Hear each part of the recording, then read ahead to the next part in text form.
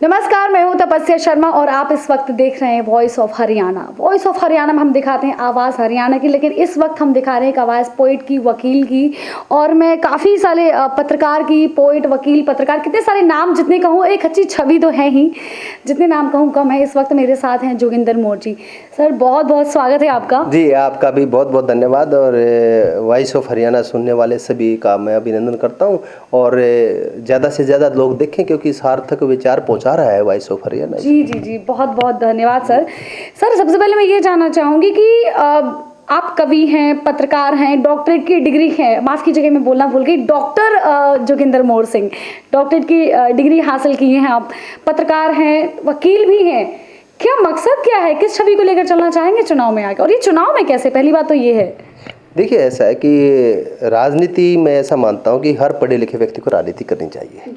जब सार्थक और सकारात्मक और पढ़े लिखे लोग राजनीति में आएंगे, तब जाके कहीं इस देश की दशा और दिशा सुधर सकती है। ऐसा मेरा मानना है। कि आप देखिए, देश आज़ादी के आंदोलन के समय जो लोग राजनीति कर रहे थे, कहाँ पे देश के राष्ट्रपति डॉक्टर राजेंद्र प्रसाद हैं, पंडित जवाहरलाल नेहरू हैं, ऐसे ऐसे लोग हैं, सरदार पटेल हैं, जितने भी लोगों को आप देखेंगे वो अंतर्राष्ट्रीय प्रसिद्धि के लोग, डॉक्टर BR अम्बेडकर हैं। जी बिल्कुल। आप डॉक्टर भीमराव का आप नाम लेते हैं, लेकिन डॉक्टर भीमराव को आप देखेंगे तो डॉक्टर साहब तो दुनिया के सबसे ज़्यादा पढ़े लिखे व्यक्ति थे उस वक्त।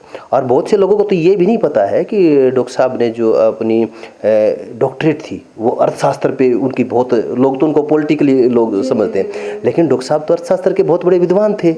तो आज देश की राजनीति आप देखेंगे कि इस लोकतंत्र को ये लोग कहाँ तक ले आए हैं। पढ़े लिखे और सकारात्मक लोगों की जो गिनती है वो कम हो गई है, राजनीति में कम हो गई है। और राजनीतिक दलों पे ऐसे लोगों ने कब्जे कर लिए हैं और चीज़ें कर लिए कि जनता की आवाज़ में से, बीच में से कोई आदमी आ ही नहीं रहा है। तो क्या हर पढ़े लिखे व्यक्ति को, मेरा तो ये आह्वान है कि हर व्यक्ति को, अगर राजनीति में अगर भागीदारिता नहीं करेंगे सकारात्मक और ठीक ठाक लोग, तो फिर राजनीति में आप देखिए कि जो चुनाव है, चुनावी प्रक्रिया है, यही तो एक प्रक्रिया है जिसके तहत आपको लोकतंत्र की स्थापना करनी है। लोकतंत्र की जो भावना है, लोकतंत्र की जो स्थापना इसी के जरिए तो होगी। लेकिन मुझे खेद है और दुख भी है कि जितना परिपक्व भारत के लोकतंत्र को होना चाहिए था, क्या आज इतना परिपक्व है? नहीं है। मैं तो कानून का डॉक्टरेट हूँ, उसके बावजूद भी अगर मेरे से भी आप ये पूछने लग जाएंगे कि आरंभ से हम बात करें, पंचायत की राज की भी बात हम करें, ग्राम पंचायत की, ब्लॉक समिति की, जिला परिषद की, विधानसभा की, लोकसभा की, राज्यसभा की, अगर लोगों से ये भी पूछ लिया जाए जब चुनाव होते हैं कि आप जिसके लिए वोट डालने जा रहे हैं, मत डालने जा रहे हैं, इस निकाय का काम क्या है, ये निकाय आपके लिए काम क्या करेगा, ये इसके कर्तव्य क्या है और आपके अधिकार क्या है, जब हमें इतना ही नहीं पता है और हम वोट डालने जा रहे हैं, ये स्थिति है। दूसरी, जनप्रतिनिधियों को देख लें। अगर जनप्रतिनिधि से जो चुनाव मैदान में है, उनसे आप ये पूछ लें कि एक विधायक जो है किस कानून के तहत विधायक बनता है और उसके जो अधिकार हैं या कर्तव्य हैं, उसका जो स्पेयर है, उसका काम करने का प्रक्रिया है, उसको क्या होगी, क्या उसको किस प्रकार से काम करना है, कानूनी रूप से उसको क्या कितना है, ये भी लोग नहीं बता पाएंगे। और एक विधानसभा का और पंचायती राज का आपस में क्या संबंध है, किस प्रकार से, क्योंकि पंचायती राज सीधी गवर्नेंस है जो गांव को दी जा रही है, वो किस प्रकार से सरकार के साथ रह के काम करेगी, किस प्रकार से ग्राम देहात का जो है विकास होगा, ये सारी की सारी बहुत सी विषय हैं, बहुत। इसलिए पढ़े लिखे व्यक्तियों को राजनीति में, और केवल चुनाव लड़ना ही राजनीति नहीं है, चुनाव लड़ना राजनीति नहीं है, राजनीति है राजनीतिक रूप से चिंतन करना, सोचना और उसके अंदर भागीदारिता करना और जागृति करना भी एक राजनीति है। आप राजनीति को कतई ये मान लिया है, बिल्कुल। अब जो लोग चुनाव लड़ते हैं, जो राजनीतिक पार्टियों में, वही राजनीति करते हैं, ऐसा नहीं है। और राजनीति के मायने बदल दिए हैं, राजनीति को बदनीति में बदल दिया। और एक गजब की बात है, मैं आपसे तपस्या जी गजब की बात करता हूँ, इस राजनीति ने क्या करा है भारत के अंदर, दो चीज़ें स्थापित कर दी, लोगों के मन में डर बैठा दिया। एक तो आप किसी को देखा, अगर आप गाँव देहात में आए हुए हो, यहाँ आपको लोग है ना ये कहते मिलेंगे राजनीति बहुत गंदी चीज़ है। जी जी बिल्कुल। सर, एक मिनट, यहाँ नहीं, मुझे एक वाकया याद है, सोनिया गांधी जी का, जो कांग्रेस पार्टी से हैं, उनका जिक्र मैं यहाँ इसलिए भी किया कि उनका कहना था कि कुछ भी हो जाए, लेकिन मैं और मेरे जो मेरा आगे परिवार बढ़ेगा वो कभी राजनीति में नहीं आएगा। और आज वो राजनीति कर रहे हैं, कहीं ना कहीं बहुत एक वो तो बहुत बड़ी बात है कि इतने बड़े परिवार का हम नाम ले रहे हैं, वो तो अलग है। लेकिन आम आदमी के मस्तिष्क में क्या बात घुसेड़ दी? राजनीति गंदी है। अगर इतनी गंदी है तो इनके बच्चे क्या कर रहे हैं? राजनीति इतनी गंदी है तो दर पीढ़ी दर इनके बच्चे क्या कर रहे हैं? आम समाज के व्यक्ति क्यों नहीं आएंगे? लोग क्यों कर रहे हैं? अगर राजनीति इतनी गंदी है तो ये लोग क्यों कर रहे हैं? राजनीति कतई गंदी नहीं है। राजनीति में काम करने वाले राजनीतिक दलों में कुछ लोग ऐसे आ गए हैं जो समाज के प्रति, देश के प्रति, इस देश के लोकतंत्र के प्रति जिनकी कोई जवाबदेही नहीं रहती है और जो कोई जवाबदेही करना नहीं चाहते हैं, काम सकारात्मक लोकतांत्रिक जो प्रक्रिया उसमें काम नहीं कर रहे। अब धनबल की बात आती है, यहाँ डराते हैं आम आदमी को कि इतना धनबल लगेगा, इतने पैसे लगेंगे। चुनाव में पैसे किस बात के लिए? धनबल किसी। मैं तो एक बात और कहता हूँ तपस्या जी, आप एक बात देखिए, ये उपचुनाव है। इस उपचुनाव में भारत ये कोई आम चुनाव नहीं है, केंद्र का चुनाव नहीं है, हरियाणा का चुनाव नहीं है, ये उपचुनाव है। इस उपचुनाव में सिर्फ और सिर्फ केंद्रित बड़ौदा हल्का का विकास और बड़ौदा पे बातें रहनी चाहिए। आप देखिए बड़ी बड़ी बातें करते हैं यहाँ पे बैठ के, और बड़ौदा के विकास की और बड़ौदा के उम्मीदवार की कोई बात ही नहीं करता, कोई भी बात नहीं करता। बातें करेंगे इधर की उधर की, लेकिन इस पूरी उसमें अगर उपचुनाव में भी बड़ौदा हल्का की बात ना हो तो कितनी बड़ी बेईमानी है। मैं तो यहाँ तक कहता हूँ कोरोना का समय है या किस प्रकार से ये बड़े बड़े नेता रैलियाँ लेके आ रहे हैं, भीड़ बढ़ा रहे हैं, चुनाव आयोग को एक काम कर देना चाहिए, एक ऐसी बस कर देनी चाहिए और उसमें सभी उम्मीदवारों को बैठा दें और गांव में जाके समय निर्धारित कर दें, और जितने भी यहाँ पे उम्मीदवार होंगे, विधायक के उम्मीदवार हैं, एमएलए के कैंडिडेट्स हैं, उनको 10-10 मिनट दे दें सबको, और 10-10 मिनट में अपनी सारी बात कर ले बड़े सकारात्मक तरीके से लोकतंत्र में। ये इसलिए खाली छोड़ किस लिए रखें ये बातें? लोकतंत्र इंडिया का, और ये चीजें होती हैं बाहर। अगर आपने देखा होगा अभी अमेरिका के चुनाव होने वाले हैं, वहां पे कुछ ऐसे ही चुनाव होता है। हम शिक्षा की तरफ बढ़ रहे हैं, वहां पे ऐसे होते हैं। जब हम अमेरिका के विकास की बात करते हैं, अमेरिका की और चीजों की हम ये कहते हैं, उनकी कॉपी करने की कोशिश करते हैं, तो लोकतांत्रिक व्यवस्था की क्यों नहीं? लोकतांत्रिक मूल्यों की क्यों नहीं? लोकतंत्र में समझता की क्यों नहीं? लोकतंत्र के नाम पर एक ही चीज आती है कि वो इंडिया है, एक स्टार्टिंग से कहा जाता है। हमने विश्व का जनसंख्या की दृष्टि से सबसे बड़ा देश बनने है, ठीक है, हम विश्व का सबसे बड़ा लोकतंत्र है, तो क्या हमारे कंधों पे जिम्मेदारी नहीं है इस लोकतंत्र को स्वस्थ और साफ करें? बिल्कुल है, बिल्कुल। क्या हमारी जिम्मेदारी नहीं है? हम बेईमानी करते रहे, और यहाँ पर तो ऐसे ऐसे शब्द हैं, आप नेता यहाँ आते हैं, कोई निर्दलीय चुनाव लड़ता है तो उसके खिलाफ ये कहेंगे ये वोट काटुआ है, या तो वोट काटुआ शब्द कह देते हैं। वोट काटुआ कोई शब्द होता है क्या?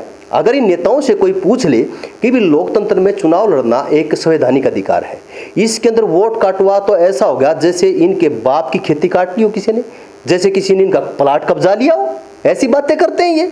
और रही बात जिसको टिकट कहते हैं, सही मायने में अगर आप सैद्धांतिक तरीके से परिभाषा की दृष्टि से देखेंगे, टिकट तो कोई शब्द ही नहीं है, एक अनुमति पत्र है जो दल देता है किसी व्यक्ति को कि ये व्यक्ति हमारे चुनाव चिन्ह पे चुनाव लड़ेगा।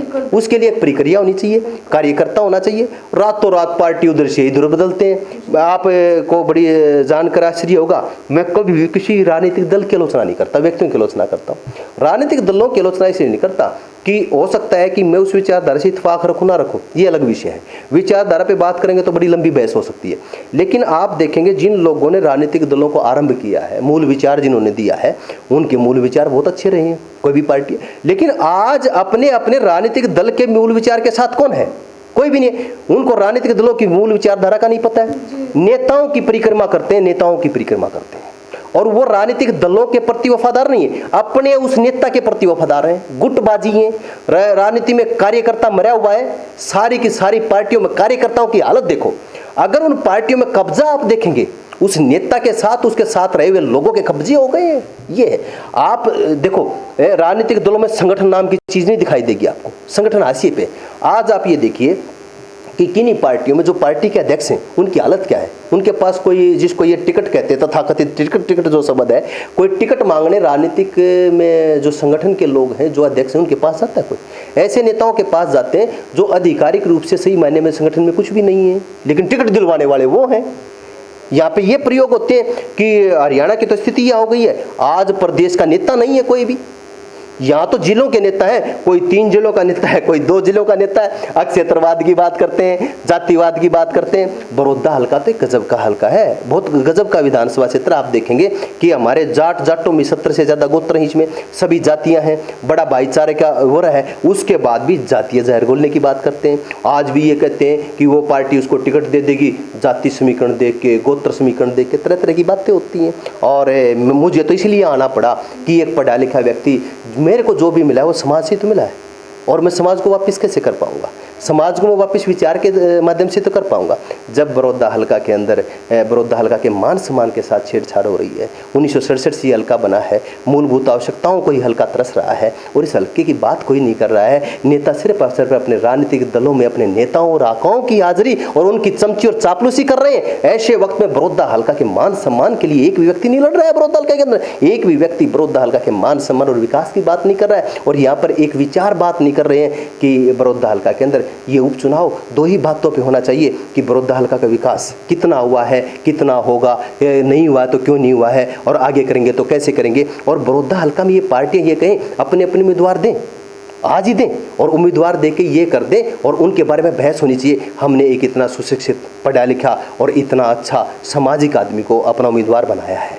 कुल मिलाकर के आपकी बात का मतलब ये कि छवि पर वोट दिया जाना चाहिए, जो छवि उस पर्टिकुलर पर्सन की है जो चुनाव लड़ रहा है, और उस छवि को ये बात करनी चाहिए कि जिस चुनाव के लिए लड़ रहा है उसकी बात हो, उसके मुद्दों की बात हो, वहाँ की जनता की बात हो। लेकिन अक्सर देखा जाता है कि बात पार्टी की होती है, बड़े बड़े नेताओं की होती है ना, जुमले पास होते हैं, अक्सर ऐसे मुद्दे उठते दिखाई देते हैं। आज भी आप जनता के बीच में घूम रहे हैं। आपका क्या एजेंडा रहेगा चुनाव लड़ने या जीतने के लिए? आपका अपना? मेरा बिल्कुल ये है कि बड़ौदा हल्का का विकास, मैं बड़ौदा हल्का के विकास की बात कर रहा हूँ। इसके साथ अनदेखी हुई है, उस अनदेखियों को लेकर जा रहा हूँ। यहाँ के इतिहास पुरुष हैं जो उनके साथ अनदेखी हुई है। मैं आपको एक छोटी सी बात में बात, और लंबा इंटरव्यू हो जाएगा, बड़े बात बताता हूँ। जब हरियाणा और पंजाब अलग बनने लगे थे तो पंजाब से कोई भी सूबा अलग नहीं बनेगा, इस पे एक व्यक्ति ने भूख हड़ताल की और वो मतलब एक्सपायर हो गए, मृत्यु हो गई उनकी उस भूख हड़ताल के दौरान। उस जो प्रेशर था, उस दबाव को कम करने के लिए एक ऐसे दबाव की जरूरत थी। हरियाणा के पक्ष में भी एक आदमी ने भूख हड़ताल की और 52 दिन भूख हड़ताल की। पंडित जवाहरलाल नेहरू ने उनकी भूख हड़ताल को तोड़वाया, और उस भूख हड़ताल के उस पे हरियाणा है जो जन समर्थन पे हरियाणा बना, वो व्यक्ति बड़ौदा हल्का का रहने वाला था। आपको जान के आश्चर्य होगा, उस व्यक्ति का नाम योगीराज सूर्यदेव था और बड़ौदा हल्का के भावड़ गांव का रहने वाला था। जिस शहर में आप गोहाना में बैठे हैं, उस शहर में योगीराज सूर्यदेव के नाम पे कुछ भी नहीं है, कोई नहीं जानता। आज हरियाणा की राजनीति ये जवाब दे कि हरियाणा बनवाने वाला बड़ौदा हल्का है। कहाँ खो दिए उन इतिहास पुरुषों को, उन मेरे इतिहास पुरुषों के नाम खो दिए बड़ौदा हल्का के। बड़ौदा हल्का के मान सम्मान के लिए कोई बात नहीं कर रहा है। अक्सर मैं यहीं के नेताओं की नहीं, मैं हर जगह के नेताओं की बात करती हूँ। अगर उनसे हिस्ट्री पूछी जाए तो वाकई उनको नहीं पता होती है। ना तो हिस्ट्री पता है, ना वर्तमान पता है, ना भविष्य की योजनाएं उनको पता है। उनको तो सिर्फ ये पता है कि इस पार्टी में किस प्रकार से घुसेड़ करके ये प्रकरण है ना विधायक बनना है। आपने पार्टी की बात की, अगर आप यहाँ से चुनाव लड़ते हैं और सीट पे जीत दर्ज कराते हैं तो आप किस पार्टी में शामिल होना चाहेंगे? ऑफर तो आपको भी आएंगे। देखिए, मेरा एक सोच है और मेरे जो बड़ौदा हल्का के सम्मानित लोग हैं उनसे मेरी एक वादा भी है। मैं जिस चुनाव चिन्ह के साथ जीत के जाऊंगा उस चुनाव चिन्ह, क्योंकि ये सभी है ना मेरे को इन पार्टियों के विरुद्ध वो मत घेरेंगे। जो मत मेरे इन विरुद्ध आएंगे तो मैं इनके पक्ष में ही नहीं जाऊंगा।